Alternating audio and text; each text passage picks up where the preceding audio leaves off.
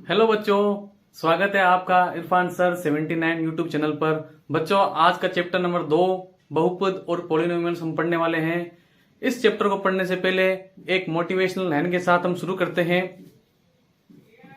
खोल दे पंख मेरे, कहता है परिंदा, अभी और उड़ान बाकी है। जमीन नहीं है मंजिल मेरी, अभी पूरा आसमान बाकी है। दोस्तों, आपके पंखों को उड़ान देनी होगी आपको, और जब आपको मंजिल मिलेगी तो ये आपको ऊंचाइयों तक यानी आसमान तक जरूर पहुंचाएगी। अब दोस्तों, हम हमारे चैप्टर का ओवरव्यू कर लेते हैं। तो इसमें हम देख लेते हैं इस चैप्टर के अंदर बेसिक मैथ्स के हम क्या क्या पॉइंट पढ़ने वाले हैं। चलो स्टार्ट करते हैं। हाँ तो बच्चों, आपके सामने पहली फोटो आ रही होगी स्क्रीन के ऊपर। उस फोटो के अंदर सबसे पहले आपको फोटो के अंदर दिख रहा होगा चैप्टर नंबर 2 बहुपद और पॉलिनोमियल्स। अब अगली फोटो के अंदर देखिए बच्चों, अगली फोटो के अंदर क्या है कि आपके इसमें बताया गया है बहुपद और उसके प्रकार। तो हमारा जो पहला नंबर पॉइंट हो जाएगा वो हमारे पास हो जाएगा बहुपद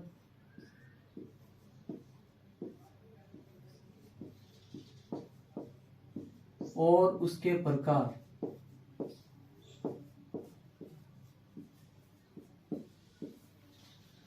यानी पॉलिनोमियल्स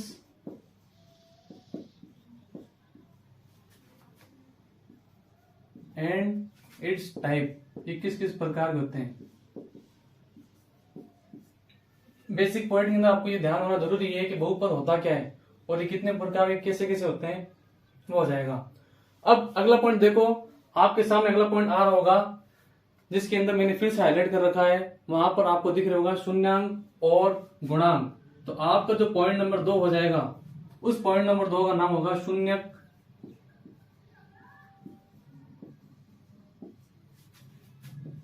एवं गुणांक।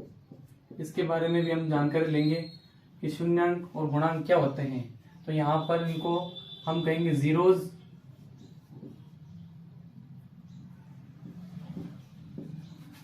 And coefficient.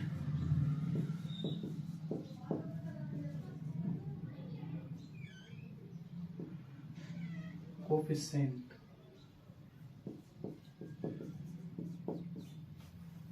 ये हो जाएगा। अगली फोटो देखिए बच्चों, पॉइंट नंबर 3। इस फोटो के अंदर आपको ग्राफ दिख रहा होगा। इस ग्राफ की मदद से आपको बताना है कि यहां पर एक समीकरण के अंदर शून्यांकों की संख्या कितनी है, यानी जीरोज या फिर शून्यों की संख्या कितनी है। तो यहां पर आपको ग्राफ की सहायता से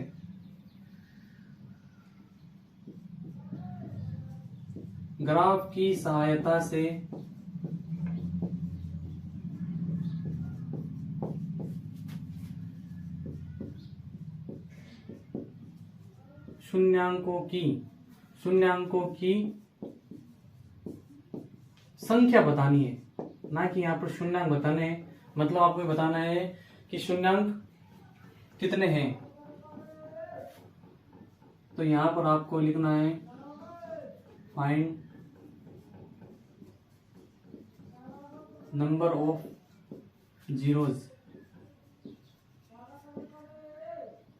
बाय ग्राफ।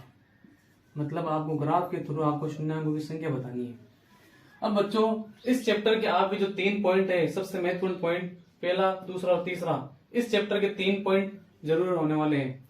अब जो पॉइंट नंबर 4 है, ये पॉइंट नंबर 4 मैंने अपनी तरफ से ऐड किया है, क्योंकि इस चैप्टर के अंदर आपके पॉइंट नंबर 4 इसी चैप्टर के अंदर नहीं, आने वाले और जो चैप्टर रहेंगे आपके, उसके अंदर पॉइंट नंबर 4 आपका बहुत ही काम आने वाला है। इसको तो बिल्कुल मिस मत कीजिएगा। तो पॉइंट नंबर 4 जो आपका है, उसके अंदर है कि धनात्मक एवं ऋणात्मक,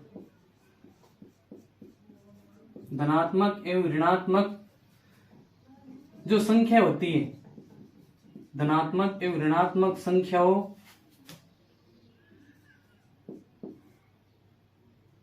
की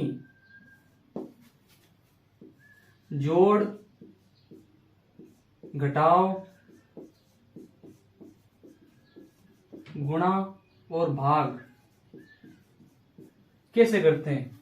अधिकतर बच्चों के अंदर इसी जो न्यूमेरिकल क्वेश्चन होते हैं उन्हीं के अंदर फंस के रह जाते हैं, क्योंकि वहां पर कभी अगर माइनस माने की संख्या आ गई तो उनको किस प्रकार से जोड़ना है, किस प्रकार से घटाना है, माने की संख्या अगर गुणा में आ गई, भाग में आ गई तो उनको सोल्व किस प्रकार से करना है, उसी के अंदर बच्चे क्या होते हैं पूरा माइंड डिस्टर्ब हो जाता है कैसे सोल्व करना है, या फिर वो गलत हल करते चले जाते हैं। तो यहाँ पर हम देख सकते हैं कि आपके जो पॉजिटिव नंबर है,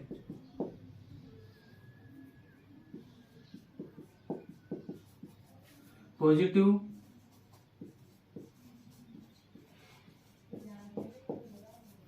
एंड नेगेटिव नंबर्स,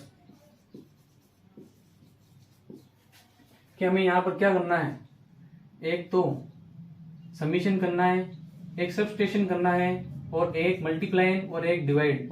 तो इस कुछ संख्या जो रहेगी इन संख्याओं के आपको इस पॉइंट नंबर 4 के अंदर आपको संख्याओं का जोड़ना घटाना सिखाया जाएगा, लेकिन वो संख्या किस प्रकार की जोड़ घटाव गुणा वाली संख्या होगी।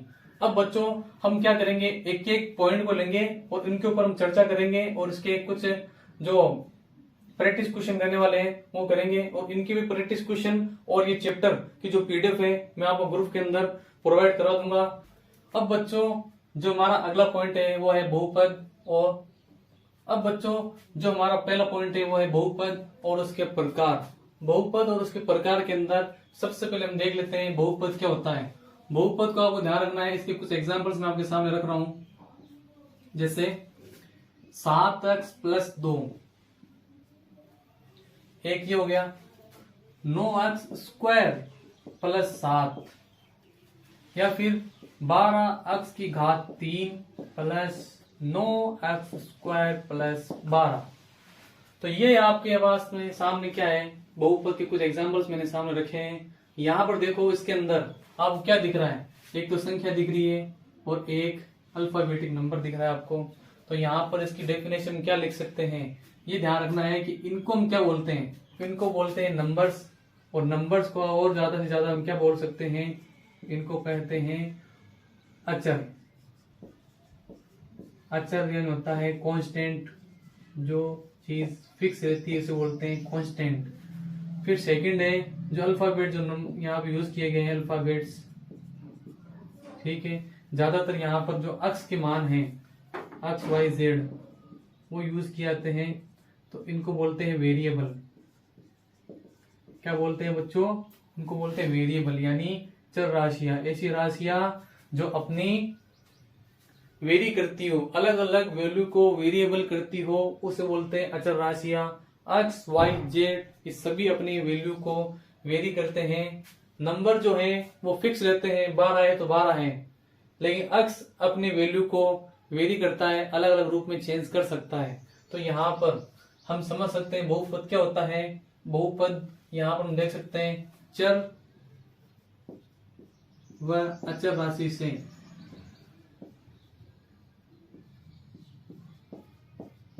बने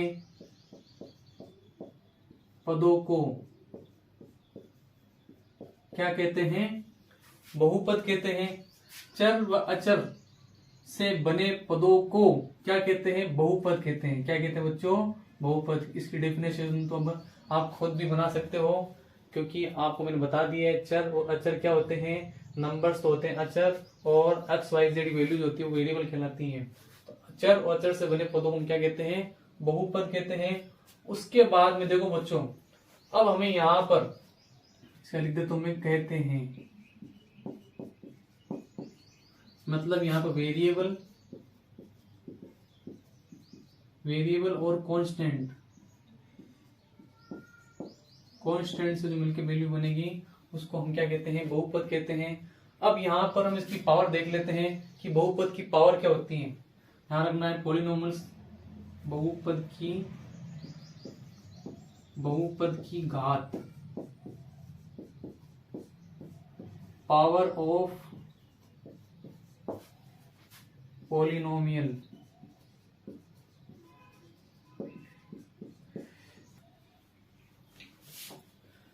हाँ, तो पावर ऑफ पॉलिनोमियल्स,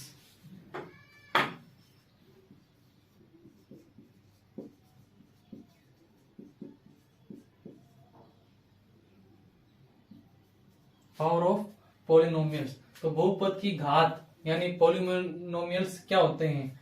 अगर मान लो अगर मैं एक बहुपद लिखूं जैसे 2x प्लस 3, तो यहाँ पर इस चर राशि के अंदर x की जो घात है वहां पर 1 है। और अगर मैं यहाँ पर अगला पॉइंट लिखूं 9x² प्लस 9, तो यहाँ पर इसकी अधिकतम घात कितनी है? 2 है। और आगे लिखूं मैं 4x² प्लस 12x प्लस 3, तो इसकी अधिकतम घात कितनी है?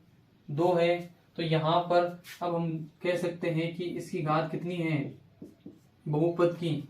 इसकी घात यानी पावर जो है, इसकी घात 1 है। इसकी घात कितनी है? इसकी घात है 2। और इसकी घात कितनी है? 2 है। और अगर मान लो कोई बहुपद है जिसके ऊपर घात 3 लिखी हुई है, तो उसकी घात हम लेंगे। तो इस प्रकार से हम कह सकते हैं कि बहुपद की अधिकतम घात को बहुपद की घात कहते हैं। बहुपद की घात कहते हैं। तो यहाँ पर आपको इस बात को ध्यान रखना है कि बहुपद की अधिकतम घात को देखना है और ये इसी से डिसाइड करना है बहुपद 1 घात का है कि 2 घात का है। तो इस प्रकार से हमने समझ लिया बहुपद क्या होता है। बहुपद 1 घात का 2 घात का होता है। अब इसी के आधार पर हम बहुपद को बांटेंगे।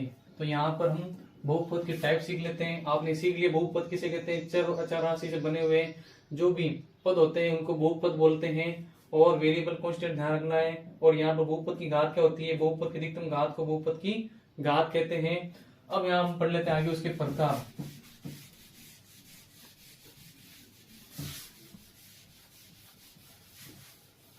जो पॉइंट अगला है वो है हमारे पास बहुपद के प्रकार। प्रकार के अंदर हम टाइप्स पढ़ सकते हैं। टाइप्स कौन कौन से हैं?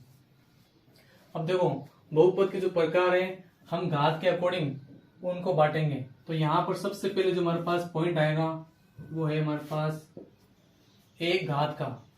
अगर वो 1 घात का रहे तो उसको क्या कहेंगे? अगर वो 2 घात का रहे तो उसको क्या कहेंगे? अगर वो 3 घात का रहे तो उसको हम क्या कहेंगे? तो यहाँ पर देखो 1 घात के सामान्य समीकरण, फिर एक जनरल फॉर्म में लिख रहा हूं आपके लिए। तो यहाँ पर सामान्य रूप क्या होगा? सामान्य रूप यानी जनरल इक्वेशन। अंग्रेजी इतनी अच्छी नहीं वैसे। हाँ, तो यहाँ पर ax प्लस बी के रूप का मिल जाएगा आपको, क्योंकि यहाँ पर x क्या है? उसके ऊपर घात 1 ही है। द्विघात की अगर बात करें तो ax² plus bx plus c, और त्रिघात के अंदर ax की घात 3 plus bx² plus cx plus 3। तो इस प्रकार से बहुपद के घात को हम डिफाइन कर सकते हैं 1 घात के आधार पर। 1 घात वाले को हम क्या कहते हैं? 1 घात वाले को हम बोलते हैं रेखीय बहुपद। रेखिक बहुपद क्या कहते हैं? रेखिक बहुपद यानी लीनियर पॉलिनोमियल। Linear polynomials. और 2 घात वाले को हम क्या कहेंगे? यहाँ पर इसको हम बोलेंगे क्वाड्रेटिक द्विघात बहुपद। द्विघात बहुपद। बच्चों समझ में आ रहा होगा आपको? बेसिक्स चीजें हैं, आपको बस इनको याद रखना है ताकि आपके पढ़ाई करने में कोई दिक्कत ना हो। ये हो जाएगा क्वाड्रेटिक पॉलिनोमियल्स। अगला है त्रिघात बहुपद। त्रिघात बहुपद, इसको हम बोलेंगे क्यूबिक पॉलिनोमियल्स। इस प्रकार से आप समझ चुके होंगे 1 घात वाले को क्या बोलते हैं? रेखिक बहुपद। 2 घात वाले को बोलते हैं द्विघात बहुपद, और 3 घात वाले को बोलते हैं त्रिघात बहुपद। इसका जो जनरल इक्वेशन रहेगी x³ plus bx² plus cx plus d, इसकी x² plus bx plus c ये रहने वाली है। अगर हम इसके एग्जांपल्स की बात करें इसके एग्जाम्पल्स क्या क्या रहने वाले हैं। तो इसके एग्जाम्पल्स की देखो बच्चों, यहाँ पर एग्जाम्पल के अंदर एक घात इसी व्यापक फॉर्मूला को दिमाग में रखते हुए 2x प्लस 3 और बट्टे के अंदर संख्या आ सकती है 1/3 x प्लस 7 और 12x माइनस के 12x प्लस 1/2। तो इस प्रकार से यहाँ पर a और b की जगह तुम कोई भी पूर्णांक संख्या रख सकते हैं। और यहाँ पर भी ये रहने वाला है 2x² प्लस 3x प्लस 7। ये यहाँ पर दिए गए बहुपद का उदाहरण हो गया। और जैसे मान लेते हैं 1/5x² प्लस 7। यहाँ पर अधिकतम घात पे ध्यान देना है। अगर यहाँ मान लो x की वैल्यू नहीं आई है तो कोई बात नहीं, लेकिन घात अधिकतम कितनी है 2 है, तो ये द्विघात बहुपद के अंदर ही गिना जाएगा। अगला हमारे पास यहाँ पर क्यूबिक, जिसके अंदर जाएगा 2x³ plus 7x² plus 4x plus 5। इस प्रकार से यहाँ पर हमने पढ़ लिया एक घात का, दो घात का, त्रिघात का बहुपद के बारे में हमने जानकारी इकट्ठी कर ली।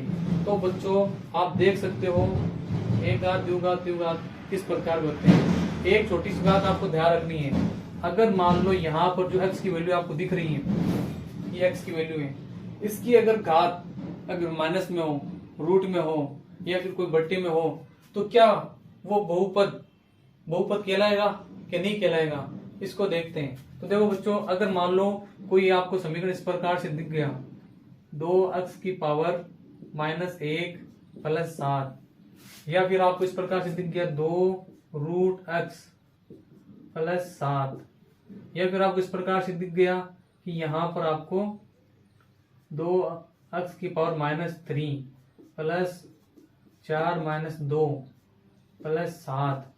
तो यहाँ पर इसके अंदर ये जो है वो बहुपद की श्रेणी में नहीं आते हैं, इस बात का ध्यान रखना है। ये व्यंजक की श्रेणी में आ सकते हैं, लेकिन यहाँ पर बहुपद की श्रेणी में आपको ध्यान रखना है घात जो होती है वो एक रियल वैल्यू, मतलब यहाँ पर जो प्राकृत संख्या होती है उन्हीं को लेना होता है। इस प्रकार से 1, 2, 3 ये आने वाली, अगर मान लो किसी घात माइनस में, रूट में या फिर बट्टे में आती है तो यहाँ पर ये बहुपद तो नहीं कहलाएगा, इस बात को ध्यान रखना है। तो यहाँ पर ये बहुपद क्या है, बहुपद नहीं है। तो इस प्रकार से आपका बहुपद और बहुपद के प्रकार का जो टॉपिक है वो क्लियर होता है। अगला जो पॉइंट है हमारे पास शून्यांक और गुणांक, उसके ऊपर हम चर्चा करते हैं।